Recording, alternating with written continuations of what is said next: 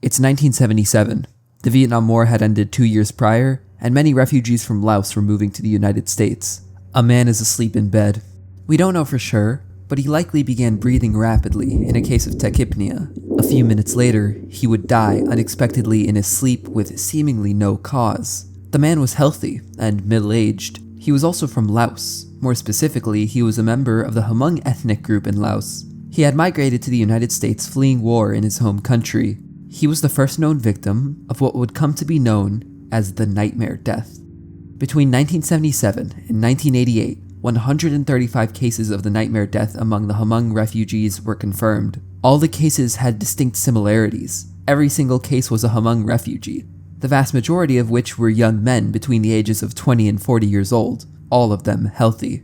The phenomenon would be named Sudden Unexpected Nocturnal Death Syndrome, or SUNS. The autopsies revealed no physiological cause of death, and no medical research had provided any adequate explanation for SUNS. 135 Hmong immigrants had died mysteriously and unexpectedly in their sleep with no cause and with similar circumstances, and nobody knew why. Nowadays we have some theories. Brugada syndrome is the best one we have so far, a rare type of heart arrhythmia, but still no actual concrete scientific causes for these deaths. They just died.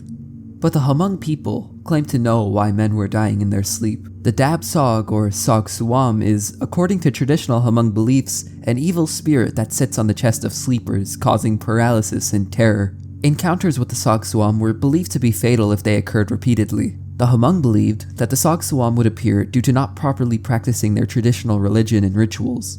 Seeing as the Hmong immigrants were assimilating into US culture and generally began practicing their traditional religions less and less, as well as the majority of these cases happening to immigrants who had moved less than 2 years before their death, you can see why the Hmong people would believe this spiritual explanation was true. And weirdly enough, they were right. But not in the way you may think. See, the Sog Suam wasn't directly killing these men in their sleep, but the simple belief in the Sog Suam and what it would do to you if you had not practiced traditional culture was killing these men. Not because it was real, but because they simply thought it was real. It's a demonstration of what's known as the nocebo effect, the opposite of the placebo effect. A placebo is usually a beneficial thing, a useless medication being made useful because the person taking it believes it will work, and it does. The nocebo effect is when something negative is believed to happen from something harmless, like, for example, taking a harmless pill and being told it will harm you. A combination of stress from assimilating into a new culture and the belief in a literal nightmare spirit that would kill Hmong men who didn't comply to their culture likely created a perfect storm for a sudden, unexplained death. It isn't surprising then that the nightmare death these Hmong immigrants experienced and the belief in the Sog Suam potentially being the cause later inspired horror writer Wes Craven to create Freddy Krueger, the Dream Killer, a spirit that kills people in their sleep and is made stronger by people believing in him. We are all slaves to sleep, and yet we have no idea why we do it. Let me say that again. We cannot function properly without a set number of hours of lying down with our eyes closed, completely defenseless, and we have no idea why. We know the benefits of sleep. Sleep is necessary for emotional regulation, energy conservation, it triggers growth hormones. But even though we know what sleep does, we don't exactly know why we have to do it. We don't know why we sleep, but we certainly know what terrifying things happen if we don't. Insomnia is a relatively common sleep disorder. It's a difficulty falling asleep, staying asleep, or both. It can be short-term or chronic. I'm sure we've all had insomnia in one instance or another, whether it plagues you every night or you've had it once or twice over the years. Insomnia is a strange feeling. It's a feeling of being tired and yet you simply can't fall asleep. Maybe your nighttime clothing is a little too hot, maybe you're sweating, maybe you're dehydrated. Whatever the case, lying awake isn't all too uncommon. What is a lot rarer is a far deadlier form of insomnia, a prion disease called Fatal Insomnia, and it is horrifying. Fatal Insomnia is rare, very rare, and it's inherited from only about 70 families worldwide, but its symptoms are devastating and downright disturbing. There are 4 stages of Fatal Insomnia. The initial stage seems almost akin to regular insomnia, simply a difficulty falling asleep. You may experience vivid dreams in the latter half of stage 1, panic attacks may occur, and paranoia begins to set in. All common traits of regular chronic insomnia. Definitely not good, but not life-threatening. At least not yet. Stage 2 sees full-blown hallucinations, panic attacks worsen, motor problems may begin, literal uncontrollable movements of your body, trouble moving or complete changes in how you walk. Your nervous system begins becoming dysfunctional, your blood pressure increases, your heart rate increases. It's by this point you're almost certainly going to die. It's just a matter of when. Stage 3 is usually when your fate is sealed. Your sleep cycle is severely disrupted. It's not just a trouble falling asleep anymore, it's a complete inability to fall asleep. You begin rapidly losing weight. Stage 4, the final stage, can last up to 6 grueling months. You become nearly unrecognizable as a person. You have trouble speaking, until eventually you become completely unresponsive or mute. It is common at this stage to literally develop dementia, until eventually the symptoms become too much to handle, and you die. The entire process lasts about 18 months, and it is a horrifying way to die. The gene for fatal insomnia, or rather the mutation of the prion protein, is uncommon, sure, and you likely don't have to worry about it. Or maybe you should, because a different type that is very similar to familial fatal insomnia could happen to anyone, even if they don't carry the mutation. Sporadic fatal insomnia is a non-inherited form that occurs completely spontaneously without a genetic mutation. It typically lasts about 30 months from the first symptoms to death. And the worst part of it is, nobody knows why the sporadic form of fatal insomnia even happens. Yet another mystery of sleep. Even regular chronic insomnia is terrifying in its own way, and a lot more common.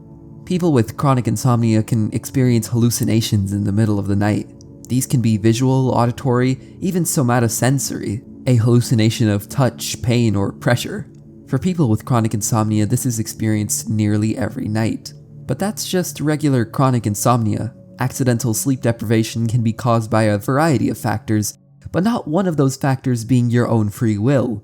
What happens when you force someone to stay awake against their will? Sadly, we don't have to imagine. During the Korean War, when Chinese and North Korean forces captured American and other UN POWs, one of the several methods they would use to get information out of them was sleep deprivation. It was called an enhanced interrogation technique. It was used in combination with other methods like isolation and temperature manipulation, making things either way too cold or way too hot. As for keeping them awake, they used a variety of methods. Constant interrogation, making sure they were being talked to for hours at a time. Bright lights 24/7, loud propaganda being played on loudspeakers, and marches. Excruciating marches through the evening and night that would last hours. As you can imagine, this was incredibly psychologically draining. Incredible confusion and an inability to concentrate, and of course, horrifying hallucinations were all things that came from these attempts at confessions. So did any of this work? Was any major information ever given to the Chinese because of this? Well, it's hard to say, considering most of this information isn't publicly available, but from what I could gather, it seems a lot of false, unreliable confessions were made. Simply because the prisoners couldn't even remember what side they were on during advanced stages of the deprivation, let alone key information useful to the Chinese. We don't know a lot about what these prisoners went through, but we might know a few symptoms of their sleep deprivation simply because people have deprived themselves of sleep on purpose. Whether it be for science, publicity, or simply to hold a record, people have stayed awake, attempted to fight off the necessity of sleep, and what happens to these people is beyond disturbing. In 1963, a 17-year-old named Randy Gardner stayed awake for 11 days and 24 minutes, longer than anybody reported in human history, all because he thought it would be a neat thing to do for a science project. Randy's 11 days is the current world record for going without sleep. It's the one you often hear about when sleep deprivation experiments come up, because it's the most famous and actually holds the record. But when it comes to the most disturbing, the most terrifying sleep deprivation experiment, one that isn't nearly as widely recognized as Gardner, was the 8-day, or 201-hour wake-a-thon performed by Peter Tripp in 1959. This entire story is haunting, and likely the scariest example of what happens to an individual when they don't sleep. Tripp did what he did for a variety of reasons. He wanted to raise his profile and advance his career as a DJ. The event was officially a charity drive for the March of Dimes. He also aimed to break the 200-hour world record at the time. The experiment took place in a glass booth in Times Square, making it a very public event unlike Gardner's record. Tripp was confident. He said before the experiment that he wasn't worried about the potential negative side effects, despite psychologists attempting to talk him out of the stunt. How wrong he was. In the first 2 days, Tripp seemed to do quite well. He maintained his cheerful radio persona and functioned normally, aside from a little fatigue. Some interesting things happened on day 3 though. Psychologists noted behavioral changes. Tripp became downright verbally abusive towards his colleagues. And it was at this point he began having mild hallucinations, like seeing cobwebs and large spiders in his shoes. But something weird was noticed by scientists analyzing Tripp's hallucinations. For one, they weren't random, occurring every 90 minutes on the dot. This was strange, obviously, and prompted further investigation. As it turns out, the REM, or rapid eye movement stage of sleep, also occurs every 90 minutes, and it's the stage of sleep where we tend to see the most dreams. The conclusion that came from this is that Tripp's brain was attempting to initiate a waking version of REM sleep to cope with the deprivation. In other words, Tripp's hallucinations were him literally dreaming while still awake, and this was only day 3. Days 4 and 5 are where things got serious. Tripp could no longer perform simple mental ability tests. The man could no longer recite the alphabet. His cognitive abilities significantly declined. He began speaking very slowly, like each word was a weight he had to lift in order to speak it. He struggled to remember the most basic information and could no longer concentrate on anything. Any normal experiment would have ended by this point with the threat of serious permanent mental damage, but the experiment continued. Days 5 to 6, the hallucinations Tripp experienced became more severe. He saw flames shooting out of an open drawer in a hotel room, and a strange paranoia set in. Tripp had somehow convinced himself that the scientists studying him were conspiring against him and attempting to frame him for a crime he didn't commit. At one point, he even mistook a scientist for an undertaker and ran away into the street in fear the scientist would kill him. And we still have 2 more days to go. Day 7 to 8. Confusion was at its highest. Tripp reportedly stared at a clock, believing he could see his friend's face in it. He became unsure of his own identity, doubting whether he was Peter Tripp or the friend he saw in the clock. In the next few hours, he vehemently denied being Peter Tripp, despite everyone telling him he was. He was continuously drugged for the last 66 hours to keep him awake. Tripp couldn't tell delusions from reality. He had truly lost his mind in those 8 days. These are the horrors of insomnia, of going without sleep, of refusing nature, challenging the very thing that is universal for nearly everything alive on this planet. But it isn't like sleeping itself is any less terrifying. Throughout most of human history, and all over the world, societies and civilizations have all talked about the same unsettling phenomenon. The earliest known reference to this phenomenon was in 2400 BC, with an entity known as Lilitu visiting men in the middle of the night. But all over the world, in all different time periods, the same general thing was reported, even in places that had no contact with one another. Some supernatural or malevolent entity would sit on or in some way crush the chest of someone sleeping. It would often be described as terrifying and attributed to some evil force. It was the same story everywhere, from the Inuit people in northern North America to the Sumerians in the Middle East. Civilizations that would not have contact with each other for centuries all had the same experience. So what was it? Was it an evil spirit perhaps? Was it supernatural, a malevolent entity? Probably not. Instead, what all these cultures and civilizations were experiencing was something called sleep paralysis. If you don't know what sleep paralysis is, or you've thankfully never experienced it for yourself, let me clue you in on this terrifying thing that can happen to anyone, including you, when you go to sleep. Sleep paralysis is a temporary condition that happens when falling asleep or waking up from sleep. When you get into something called REM, or rapid eye movement sleep, the part of sleep where you dream, your brain fully paralyzes your body so you don't act out your dreams. If you've ever slept next to an unruly sleeper and got kicked in the middle of the night, you know this doesn't always work, and the brain's ability to turn off our muscles during sleep can have some rather unsettling malfunctions. Sometimes when you fall asleep, or more commonly when you wake up, often during REM sleep, your brain doesn't communicate with the muscles responsible for waking your body, so your body continues sleeping while your brain lies fully awake. But this creates a problem. REM sleep is where most dreams happen. Your brain is conscious and awake, and you can see what's around you, but you can't move because your muscles are still asleep.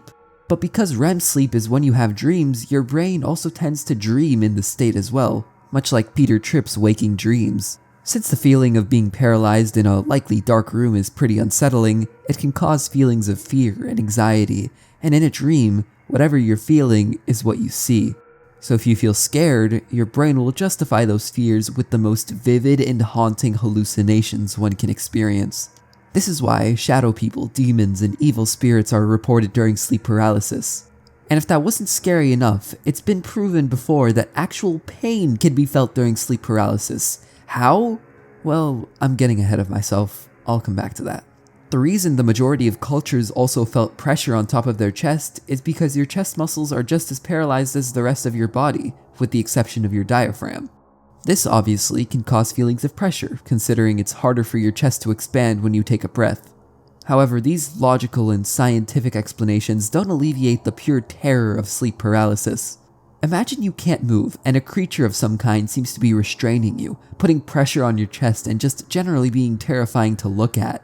Couple that with the fact that you're fully conscious, and it's no wonder civilizations from all over the world in all time periods reported it as supernatural. There are ways of avoiding this horrifying encounter, and I'll get into how you can prevent sleep paralysis so you don't have to experience it a little later. The experience can last anywhere from a few seconds to, and I can't even imagine this, an utterly horrifying several minutes, where you are trapped in essentially a waking nightmare. But there is a silver lining to all of this. Everybody who talks about sleep paralysis makes the claim that it's okay because sleep paralysis can't hurt you. You certainly can't feel pain during sleep paralysis, right? Well, horrifyingly enough, that's not completely true. You can, in fact, feel physical pain during sleep paralysis. As mentioned earlier, the pressure one feels on one's chest can be painful. The difficulty breathing can be as well. Of course, you can't be injured, but your awareness may make things that aren't pain feel like pain. People have even reported feeling pain after sleep paralysis. This is likely due to muscle aches from the tension and anxiety experienced during paralysis. Sleep paralysis can last several minutes, is terrifying, and could potentially be painful. But luckily, there are ways to avoid this nightmare. For one, it's usually caused by sleep deprivation, anxiety, and other sleep disorders. So if you don't currently have any sleep disorders, get good sleep, and aren't overly stressed out, you should be good. Another thing to mention is sleep position. You are more likely to experience sleep paralysis by laying on your back, so avoid that. There are several ways to avoid it, but just as many ways of causing it. And I'm not talking about the external causes, I'm talking about certain techniques you could use to purposely get sleep paralysis. And people do them. There are videos with millions of views on how to induce sleep paralysis, and the reason people want this seemingly terrifying thing to happen to them is to induce something called a lucid dream. Have you ever wanted to control your dreams? To be fully present in them and bend the world to your will? Do literally anything you want? Well, that's what lucid dreaming is. It allows the dreamer to know they are dreaming while still asleep. I've personally lucid dreamt multiple times, and it's not some luck-based thing where you happen to gain consciousness in a dream either. There are actual techniques that allow you to control your dreams and do anything you want. And I mean anything. As someone who's used basically all of them, here are some good techniques. Wake back to bed is a method which involves waking up in the middle of the night and focusing on the thought of lucid dreaming, and then going back to sleep. Wild or wake-induced lucid dreaming is similar because you have to wake up in the middle of the night during a REM sleep cycle and focus on keeping your mind awake while your body is asleep. Lucid dreaming has the potential to literally change your life. It's taking those hours you spend unconscious and doing something with them. But it also has the potential to be one of the scariest experiences a regular person could have, and you don't even have to try to lucid dream for it to happen. Going back to the techniques, the wild technique in particular tends to induce sleep paralysis. Wild is all about keeping your mind awake while your body falls asleep, and in doing so, your brain will often paralyze your body. Sleep paralysis is a risk for most lucid dreaming methods that involve you waking up during a REM cycle, but a lot of lucid dreamers usually will attempt to get into sleep paralysis simply because it's so helpful for getting into a lucid dream. Since during sleep paralysis you are basically consciously dreaming, all you have to do is close your eyes and imagine yourself somewhere else, a beach for example, and since you are technically asleep, the dream will form based on what you think about. And if you focus on it, you'll be there, fully conscious. It's why sleep paralysis is so useful, and why many strive for it. Now, I know to some people this might sound ridiculous. I know it did to me when I first heard about it. Controlling your dreams and doing whatever you want sounds too good to be true, but it's very real and backed by scientific research. All links are in the description. And I encourage you to do your own research after the video, because lucid dreaming is awesome. Or is it? Lucid dreaming, as cool of a concept as it is, can be disturbing. The simple fact that in a lucid dream you're trapped in your own mind, fully aware when you're supposed to be unconscious, is unsettling. Especially when something called a false awakening occurs. When lucid dreaming, you might all of a sudden wake up, go about your morning routine, or try to write down the dream you just had, only to wake up again and figure out it was all a dream. But since lucid dreams are very realistic, it's hard to know where the rabbit hole ends. Sometimes you'll wake up in another dream 3 or 4 times before finally waking up in the real world. This can be scary, having to question your reality every time you wake up, not knowing if what you're seeing is real or just a dream. But there is something much scarier about lucid dreaming, way more disturbing than a false awakening. You aren't supposed to be aware in your dreams, and the fact that nothing around you is real can breed some scary thoughts. And since your dreams are entirely controlled by your thoughts, thinking about something unsettling can often turn a pleasant lucid dream into something more disturbing, turning a fun experience into a dreadful one. If you're not careful, a lucid dream can end up becoming something called a lucid nightmare. Imagine a regular nightmare. Scary enough, right? Now imagine that instead of watching it play out like in a regular dream, you are as aware as you are right now, and when you wake up, it feels like a real thing that has happened to you. Well, I don't have to imagine, because I've experienced multiple lucid nightmares, and if you want to get into lucid dreaming, you might experience some too. Or they can simply come randomly. In fact, my first ever lucid dream was a nightmare. Just so this doesn't happen to you, I'll tell you how to get out of a lucid nightmare if you find yourself in one. And you can literally have one at any time on accident like I did with my first lucid nightmare. And it was a scary experience because I didn't know how to stop it. Let me tell you the story and then how to prevent it. I had accidentally done the wake back to bed method after waking up in the middle of the night and falling back asleep. I remember it distinctly. In fact, I even have a page of it in my dream journal. I was in the living room of my old house. It was nighttime and I could barely see anything. I was on the floor. When I tried to get up, I couldn't. I kept being pushed back down. I simply couldn't stand, and it was pitch black. I was completely inexperienced and had no idea what was happening to me. This must be a dream, I thought, so I did something called a reality check, which is when you check whether you're dreaming or not. I did one where you look at your hands, and my thumb and index finger were both missing.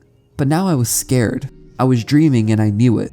This was terrifying to me, and I still couldn't get up, and everything was still dark. But my memories were fully intact, and I had remembered watching videos about what to do in this situation. I had somehow got up, still panicking and looking around frantically. I created a portal that led me to the top of a mountain, and then I woke up. This can happen to literally anyone, not just people trying to induce lucid dreams, and if you don't know you're dreaming, it can be very disorienting to simply wake up somewhere else, let alone someplace scary. Every time you sleep, there's a risk you take.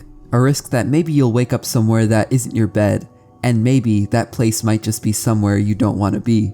But there are ways to prevent lucid nightmares, and I'll tell you some right now. In order to get out of a lucid nightmare, you must simply think about somewhere else. That's it. I know it might be hard in a scary situation, but you control your dreams. So if you close your eyes and think about being on a nice beach, you will be on a nice beach. So now that you don't have to worry about being in a lucid nightmare, I highly recommend you look into lucid dreaming, because when you're not terrified, it's such a cool thing to do. Just remember, if you think about something scary, you'll know the consequences. Sleep is a universal experience shared by all living beings, yet it remains one of the most enigmatic and vulnerable states of our existence. We sleep without knowing why. We dream due to neurons firing while having no clue why they fire, and we are aware of the horrors of not sleeping. It is the most mysterious thing we do on a daily basis. Sleep is paradoxical. On one hand, it is a time for rest and rejuvenation, a biological necessity that allows our body to heal and our minds to relax. But on the other hand, sleep exposes us to a realm where reality and fantasy are no longer separate, where our deepest fears can manifest into something like a lucid nightmare. Sleep, in all its complexity, remains a subject of endless fascination, a reminder of our vulnerability, our resilience, and our desire to figure out the unknown. In the end, sleep is both a refuge and a mystery. It is a place where we must let go and surrender to the mysteries of the mind. It tells us about the enigma that we call existence, a reminder that even in our most vulnerable state, we confront the darkness and mystery within and without, and emerge into the light of a new morning.